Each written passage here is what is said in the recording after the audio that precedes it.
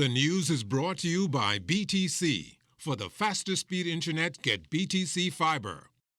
Sign up for a fiber bundle and get a $500 Visa gift card. Visit a retail store to sign up today. First at 11, a change at the helm of the Royal Bahamas Police Force amid a U.S. indictment with the resignation of Clayton Fernander. The institution could see its first female commissioner in its history. And the mace, the symbol of the authority of the Speaker of the House, thrown out by a sitting opposition member of Parliament, prompting pandemonium in the House of Assembly. Also, a protest of the government's handling of national issues saw Free National Movement members take to Bay Street, adding to the events downtown. We'll tell you more. The Bahamas Tonight at 11 starts now.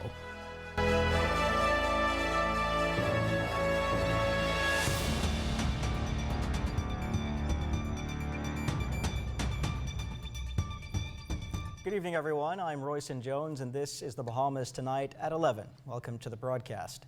Prime Minister the Honourable Philip Davis dropping a bombshell in the House of Assembly this morning when he announced the resignation of Clayton Fernander as Commissioner of Police. It comes amid a scathing indictment from the United States in which at least 2 police officers have been named in a scheme in multiple tons of cocaine as well as firearms were being transshipped through the Bahamas onto the United States. I met with the Commissioner of Police. I have received and accepted his resignation. The Commissioner of Police has served the force with distinction. I want to emphasize that there are no allegations of wrongdoing against him. But the Royal Bahamas Police Force needs change. Later in the day, the Prime Minister announced his pick for Fernander's successor as the new Commissioner of Police and what could be the institution's first female commissioner in its history.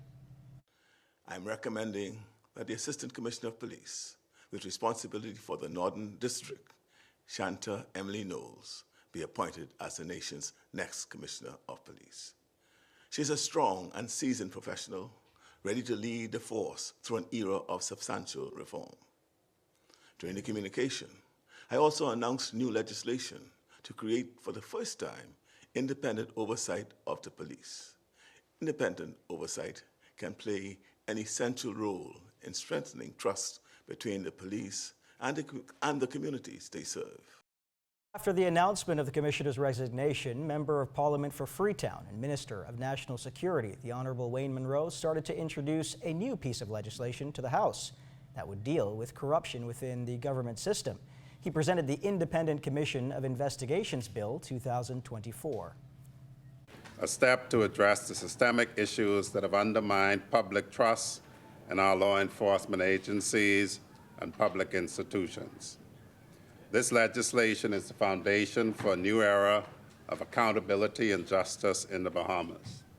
This moment, order was lost in the House of Assembly with pandemonium breaking out and the mace, the symbol of the Speaker's authority, flung out of the window. Felicity Darville picks up the story from here. While Freetown MP Wayne Munro was on his feet, Marco City MP Michael Pintard rose to speak without being recognized by the Speaker, demanding a chance to respond to the Prime Minister's address about the Commissioner of Police.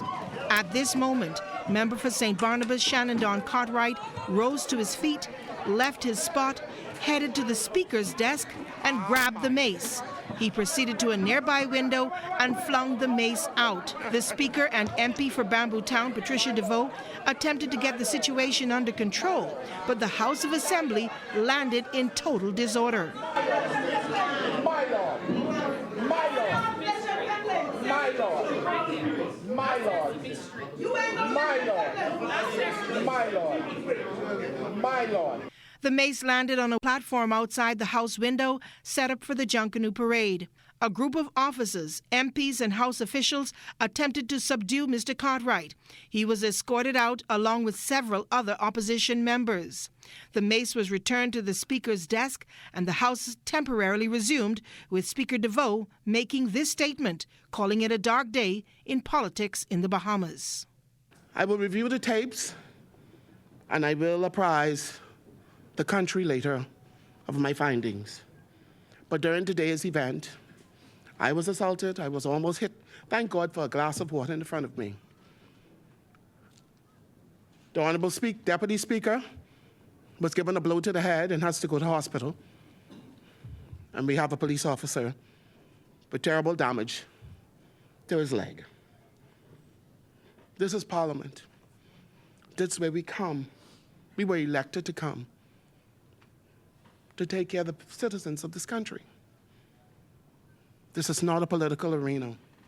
This is Parliament. Felicity Darville for the Bahamas Tonight. A lively and historic day for the nation in the downtown area Wednesday morning as Free National Movement protesters in a sea of red took to Rawson Square to protest government's handling of national issues.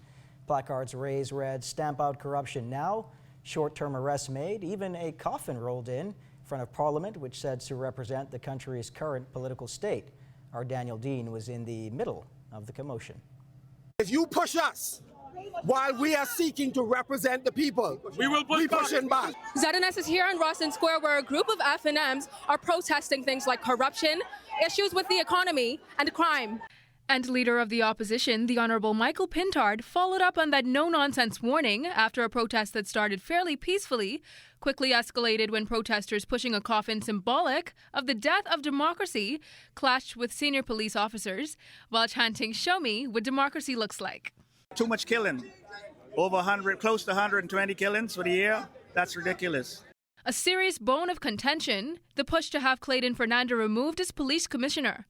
And even when this was ultimately confirmed in the House of Assembly, former Prime Minister, the Honourable Dr. Hubert Minnis, insisted it wasn't enough. I'm happy to hear that the Commissioner of Police has resigned. The Prime Minister can review the file and make his determination as to why we had moved certain police officers. But the Commissioner of Police is just one phase. The Prime Minister should also ask the Deputy Commissioner to resign.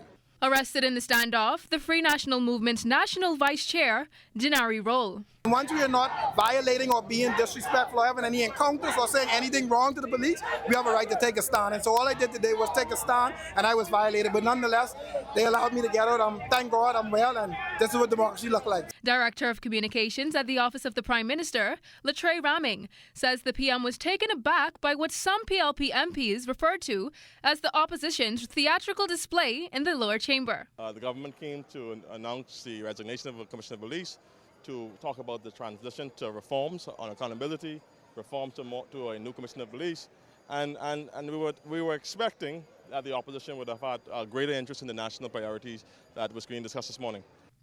Raming says the Prime Minister has consulted with the opposition leader about the country's constitution and that Pintard was given a timeline for response. Reporting for the Bahamas Tonight, I'm Danielle Dean. Still to come, an Entrepreneurs with Disabilities initiative launched. You're watching the Bahamas Tonight at 11. More news in a moment. This portion of the news is brought to you by Bahamas Striping Group of Companies. Residents and staff of Sandilands Rehabilitation Center getting a special visit today from Governor General, Her Excellency, the Most Honorable Cynthia Pratt. Embrace Christmas. Let us embrace the messages of love, peace, and goodwill that it brings. This is a time for reflection, gratitude, and connection. May we all be inspired to share these values, not just during this time, but throughout the year. The event also featuring musical selections, presentations, and moments of reflection, all emphasizing the importance of community care during the holidays. SRC continues to play a vital role in providing health services to the elderly and others in need, embodying the values celebrated at the event. Here's Public Hospitals Authority Board Chair Andrew Edwards. The theme of this year's visit, caring and sharing at Christmas time, resonates profoundly, urging us to embrace the noble practice of selflessness. This is the very essence of our mission as the Public Hospital Authority, and nowhere is this more vividly exemplified than here at Sandilands Rehabilitation Center. Empowering entrepreneurship and breaking down barriers, that's the mission of the newly launched Entrepreneurs with Disabilities Initiative. The program is spearheaded by the Small Business Development Center and supported by key government agencies. It offers persons with disabilities access to business training, mentorship, and financial support. A bank account, something we all take for granted, has proven to be challenging for a person with a disability. But if you look at the word disability and you remove the first three letters, DIS, then all you are left with is the word ability. And this is what we are attempting to recognize and develop in our partnership with SBDC. The holiday shopping season in full swing, the Royal Bahamas Police Force now sending a strong appeal to online shoppers hoping to cash in big during the lucrative Yuletide season. Desmond Saunders reports tonight. It is an issue that we are very much concerned about, and in our concern, we hope to continue our efforts in alerting the public to be hyper-vigilant, especially during the Yuletide season. For those ordering holiday gifts online rather than shopping in person, beware. Authorities advising residents to take steps to protect against online scammers and package poachers this holiday season.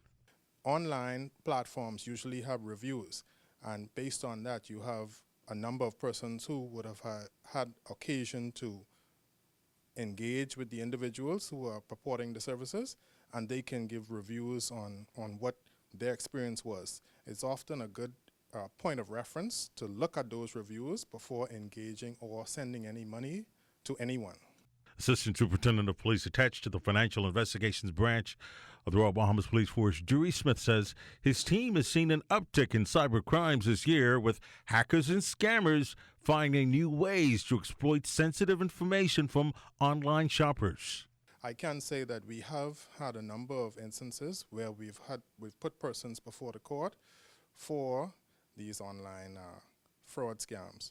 And what we would want to sensitize the public to is to just take stock of who you're communicating with when online. Ensure that it is an actual person, and ensure that the person can deliver on what they say.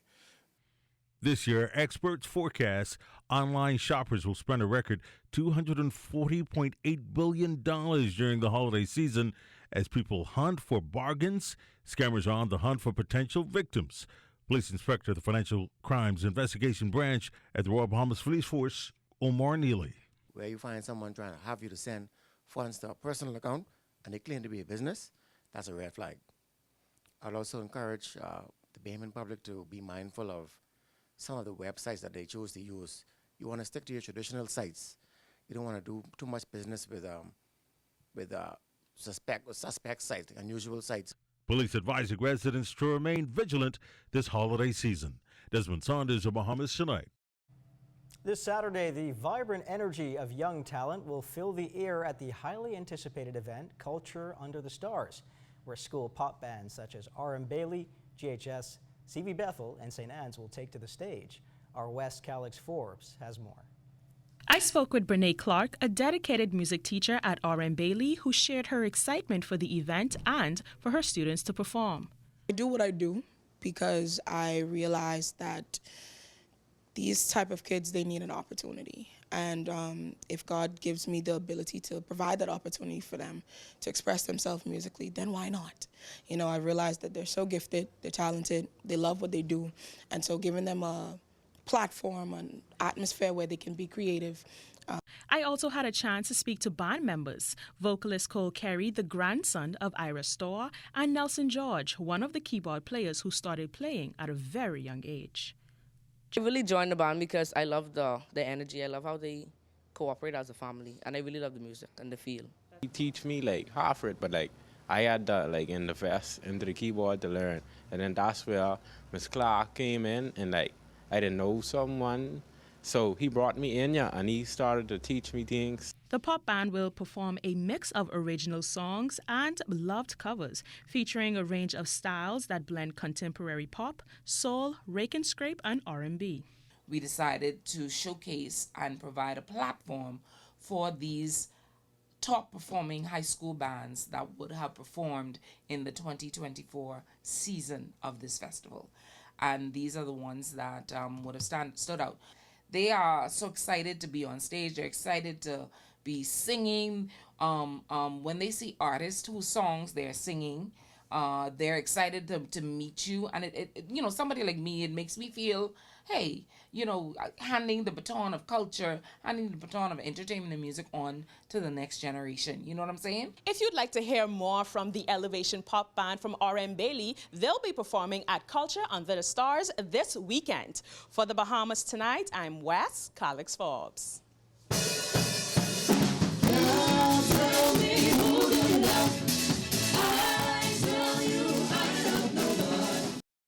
Talent on full display there. The Bahamas Red Cross announcing another highly anticipated event aimed at raising funds for its ongoing humanitarian efforts, a worthy cause. It will be held on December 8th at the Balmoral Club. Season, so we know we're happy and we're jolly. So we want to kick off this season and say, come to the tea party. Why not come? Mix and mingle. Rub shoulders with the Deputy Prime Minister's wife. We have an array. I mean, so many different people are attending this tea party. You wouldn't want to miss this. We want you to feel Christmas, bring in the Christmas season, have some eats, have some treats, enjoy the fashion show. Oh, look at those wonderful Christmas crafts. I mean, get it now. You won't want to miss this.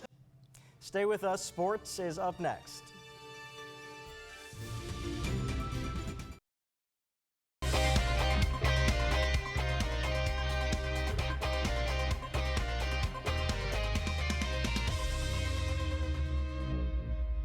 Welcome to your ZNS Total Sports Tech, your late night edition, everyone. I'm Marcellus Hall. Well, it is day one of the Under-15 Caribbean Baseball Cup here at the Andre Rogers Baseball Diamond, Bahamas, hoping to get a great start at this tournament. They play their first game this evening. We'll tell you how that goes down tomorrow. Meanwhile, however, there was basketball in the high school ranks. Our Eugene Stewart breaks it down. The BAISS basketball regular season continuing to roll on as yesterday the Cougars of Charles W. Saunders took on the Big Red Machine of SAC. SAC would have a chance to tie the game upon the final possession, however they would be unsuccessful. The Cougars coming out on top of this nail-biter 37-35. We caught up with the assistant coach of Charles W. Saunders and he gave his thoughts on how his team was able to stay focused for their victory and their expectations for the season. It takes a lot of effort with these young boys when emotions get high and the crowd is getting rowdy, especially when you play down at the Big Red Machines.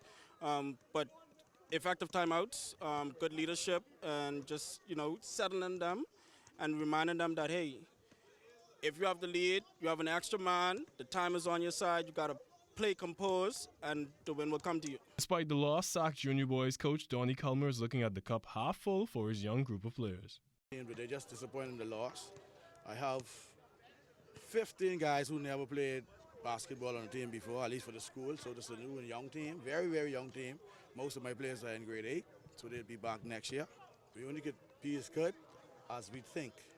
So a few things we missed that I told them to do that they didn't do, that they realized now that help cost the game. But you know, we suck, we can be back. My goal is to make playoffs, and in 3 years, that'll be a championship. So the sky's the limit. BAISS basketball senior boys and girls action continues this evening at various school campuses. For ZNS Total Sports, I'm Eugene Stewart.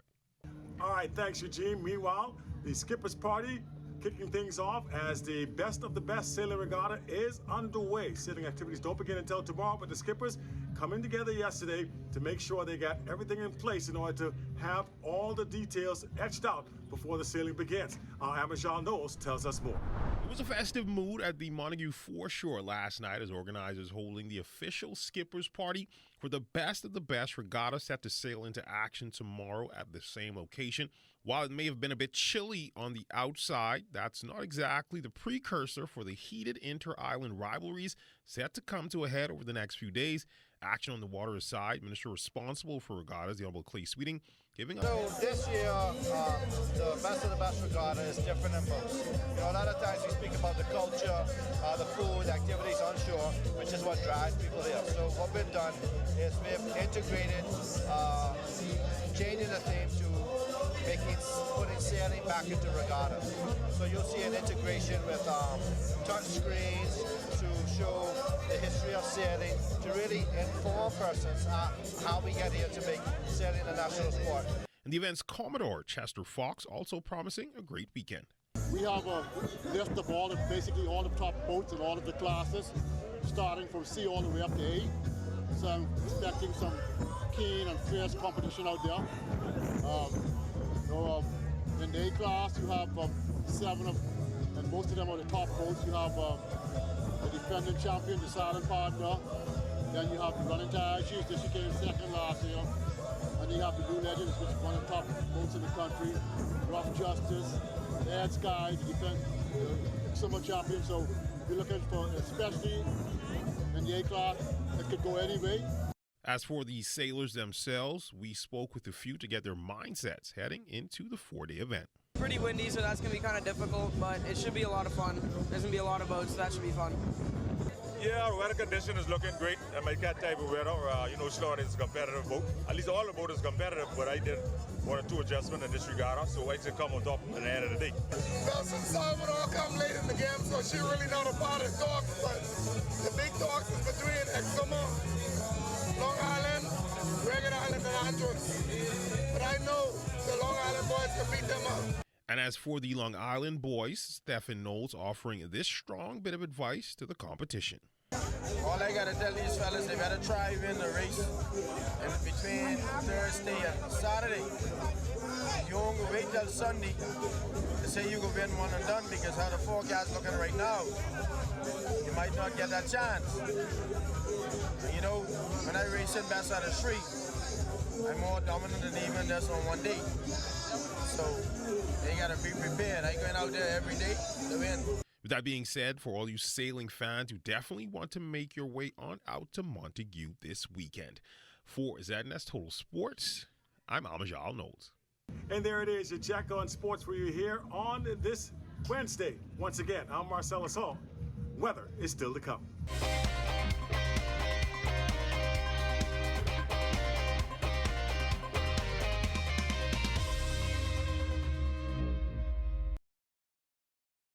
It's time now for a weather check with Chief Meteorologist Basil Dean. Good night, Basil. Good evening. Royston, high pressure smack in control of our weather, and we will see some reduction in those winds as a result of the pressure gradient slackening over the next couple of days. But there is a frontal system on the way that's going to get in here Friday morning, and that will reinforce these cool temperatures we've been experiencing for the past several days. And your temperatures around the islands this evening, we have 63 degrees in Marshall, Babaco, Green to Key at 61. 61 also at Freeport, Grand Bahama, the Berry Islands at 68 degrees. 71 in Alistown, Bimini, Harbour Island at 72, Roxanne, Eleuthera 66, 71 degrees in Fresh Creek, Central Andros, Camp Space Out Andros, Black Point, Exum at 70 degrees, Otterstown, Cat Island, San Salvador, and Rumkey reporting 67.